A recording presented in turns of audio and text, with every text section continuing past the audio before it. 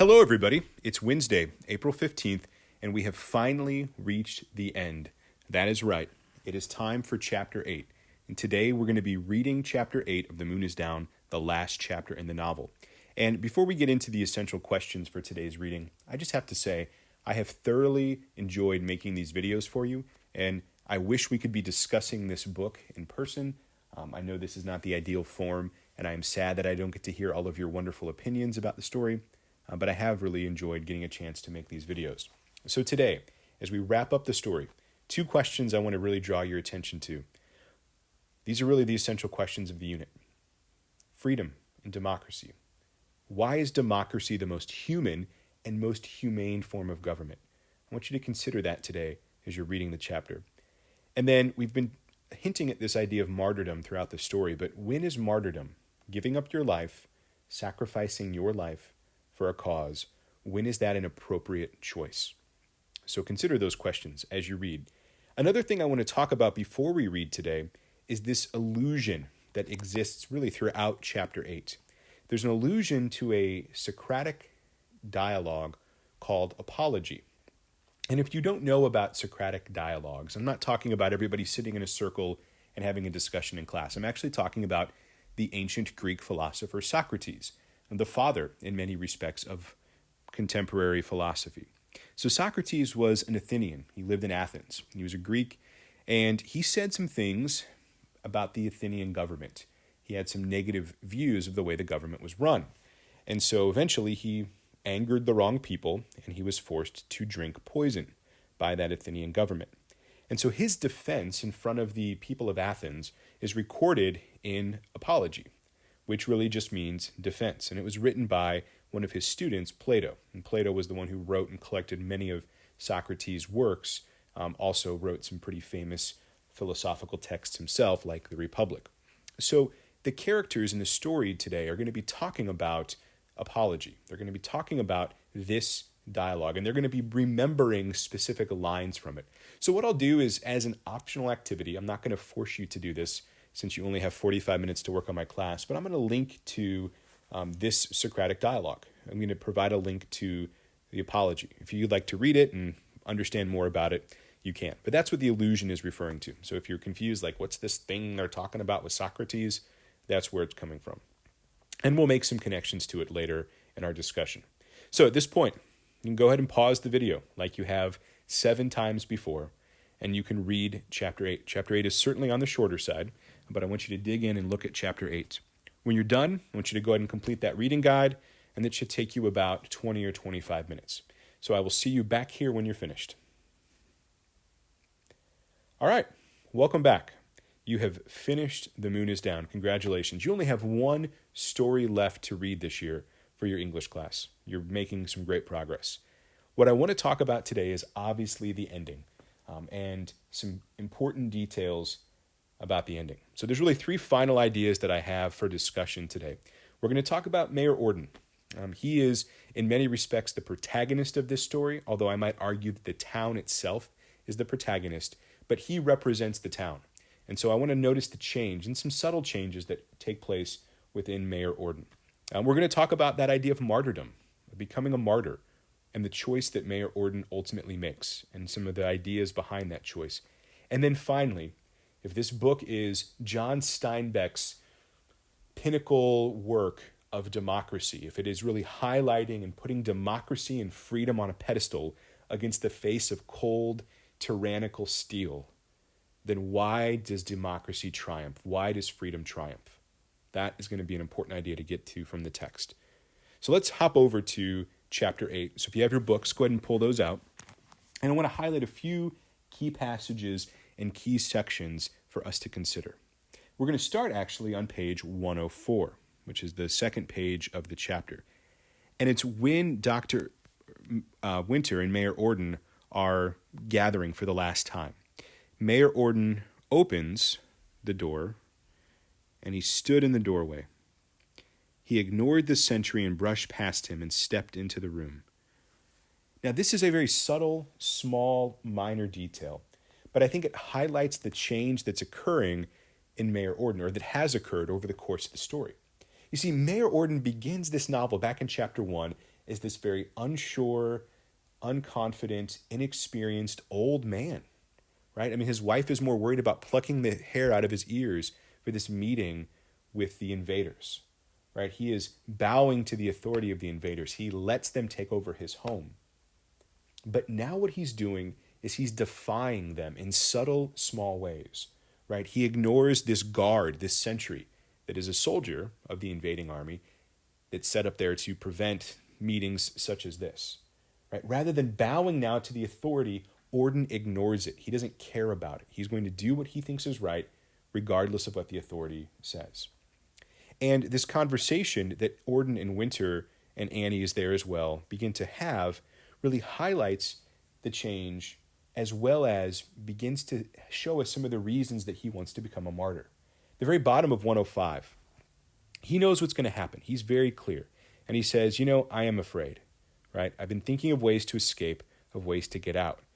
I've been thinking of running away, continuing on to 106. I've been thinking of pleading for my life. And Winter responds, but you haven't done that, right? I haven't, and you won't do it. Orden hesitated. No, I won't, but I have thought of it. So this is important because what it suggests is that Orden now is willingly going to sacrifice his life. He knows that he's going to die, but he's going to die willingly. He's going to die willingly. And he's going to do so because of what he believes in, Later on in this large paragraph, he says, so, Orden's silent for a moment, and then he said, doctor, I am a little man, and this is a little town, but there must be a spark in little men that can burst into flame. I'm afraid. I am so afraid. But I still know that what I'm doing is right. And if you read on in that paragraph, he actually quotes, there's apology, right? Something that Socrates says, right? A man who is good for anything ought not to calculate the chance of living or dying. He ought only to consider whether he was doing right or wrong. And so Orden is willing to become a martyr. He's willing to make the choice to sacrifice his life because he believes what he is doing is right. He is standing up for his people. He is defending freedom. He is defending their democratic right to self-govern. And he also knows, he also believes, he also hopes that this action that he's going to take is going to, as he says, and I'm going to just go back to it one more time, will be a spark, right? It will ignite this rebellion. It will ignite them doing something else to stand up against these invaders. And not just in this town, right? But in other places around the world. And so that's why he makes the choice to become a martyr. He also further quotes Socrates in Apology when he's speaking with Colonel Lonzer. Lonzer comes in, right? And Lonzer, ironically, he knows this Socratic dialogue as well. He knows the words of Socrates in Apology, and he begins helping Dr. Winter and Mayor Orden recite it. But what's fascinating is that Orden uses some of the words of Socrates against Colonel Lonzer, right? He says this in the middle of the page, right? I prophesied to you who are my murderers that immediately after my departure, punishment far heavier than you have inflicted on me will surely await you. Now, you'll notice, again, I'm an English teacher a little bit for a second, there's double quotation marks there, right? Because it's actually a quote, right, dialogue of Mayor Orden quoting Socrates, right? And he's saying, I'm willing to become a martyr. I'm willing to lay down my life because I know, Colonel Lonzer, that the punishment that you're going to face, right, the damage that you're doing is going to lead to a punishment that is far worse than you can inflict on me by taking my life. You're taking my life, but you're not going to take away the parts of me that make me a person, that make me a human. You can't strip that away at all. So this beautiful quote from the Apology. All right, the last element I want to talk about, we're going to go back to page 105 to kick this off. So I want to talk about why democracy, as John Steinbeck says, is the most durable form of government, right? What about this democratic piece makes it so durable? And it begins, I'm going to switch over to orange for this one. It begins here on page 105, towards the top of the page, with a quote from Dr. Winter, actually. He understands this. He understands that the difference between the invaders and them That's right. They think that just because they have only one leader and one head, we are all alike. They know that 10 heads lopped off will destroy them. But we are a free people. We have as many heads as we have people, and in a time of need, leaders pop among us like mushrooms. Right? So this is one reason right here that democracies are better than totalitarian forms of government, because it's not based on one leader. If we need other leaders, if we need other people to step up, then in a democracy, we can have that. They will pop up like mushrooms. Okay, so that's point number one. The other points I want to make about democracy come up in the conversation between Colonel Lancer and Mayor Orden. Right, and Orden reminds Lancer of some important pieces. Right? Lancer thinks, okay, well, I'm going to arrest you, Mayor Orden, and then this is going to stop everything, right? You're the leader. You're the one who's stirring up these people. You're the one causing them to blow up the railroad and commit other acts of terrorism. But Orden's like, buddy, this isn't going to stop a thing, right? Colonel Lancer says harshly, I arrest you as a hostage for the good behavior of people. Those are my orders. Sorry, that's the eraser, not the highlighter. Those are my orders. Again, Lancer just following orders, doing what he's been told to do. And Orden says simply, you don't understand. You don't get it, bud. When I have become a hindrance to the people, they will do without me. Right? I don't need to be here. I don't have to be here. Right? When I'm a hindrance, when I'm in the way of the people's freedom, they will move on without me. Again, democracy. And then the last part, right? The last part. This is a beautiful set of words spoken by Mayor Orden. Okay. Middle of page 111. He fingers his gold medallion. Okay, that's his mayor's medallion, right? He says, you see, sir, nothing can change it. You will be destroyed and driven out. His voice was very soft. The people don't like to be conquered, sir, and so they will not be. Now, that actually goes back to something he says in chapter 1, right? I don't know what the people are going to do. The will of the people, right? We use that phrase, the will of the people. And then he says this, free men cannot start a war, but once it's started, they can fight on and defeat. Herdmen, followers of a leader, cannot do that. And so it is always the herdmen who win battles, and the free men win wars. You will find that it is so, sir. And then Lancer. He grows stiff. My orders are clear. 11 o'clock was the deadline. And then Winter says, will you carry out the orders, knowing that they will fail? And Lancer, in the most robotic response you possibly can imagine, says, I will carry out my orders, no matter what they are. Right? I'm going to do whatever I'm told, even if it's the most idiotic, stupid action you possibly can imagine. Even if I know it's going to fail. He is a herd man. Okay, herd, not like we're talking about sound. We're talking about he's a member of the pack, right? He's just one of those cows in the herd. He doesn't think for himself. He doesn't act for himself. He does what he's told, unlike free men. So why does democracy win? Why does freedom win? Because people have the ability to think and choose for themselves. People have the ability to have agency, to have choice. That's why democracy wins. Now, poor Madame Orden at the bottom of the page, because she's not really sure what's going on, right? I wish you would tell me, what's all this nonsense? Why are they arresting you? They can't arrest the mayor. And then Mayor Orden on page 112, the last page of the novel. He smiles at her. Such a beautiful little detail there by Steinbeck, a smile. A smile. He says, no, they can't arrest the mayor.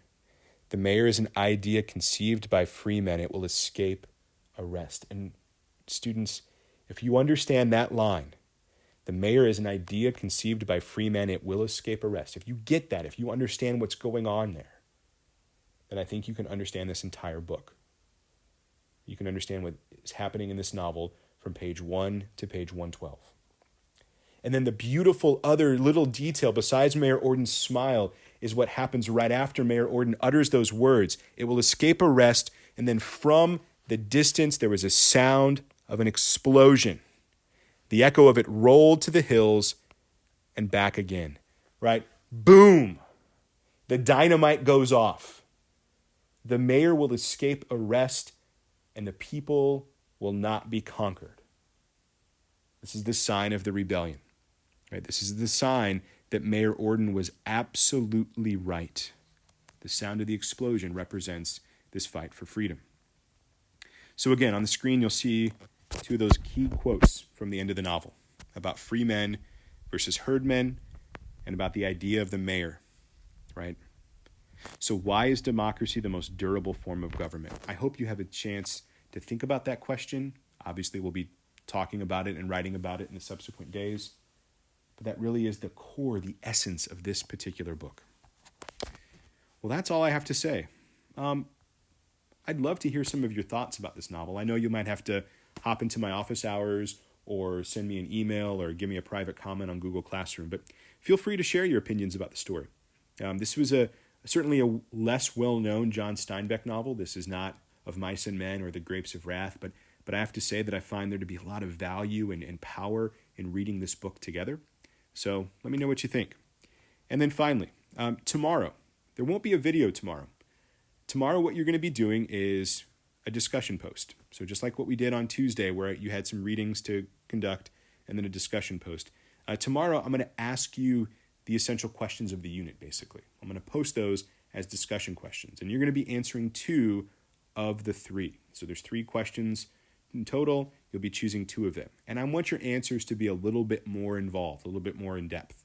So think more of a paragraph rather than just a few sentences. All right, again, my office hours are going to be from 10 to 11 this morning and 2 to 3 in the afternoon. Feel free to drop in if you have any questions or need anything. And again, we finished the book. Congratulations. And I did enjoy thoroughly reading this with you. And I will see you and talk to you again soon.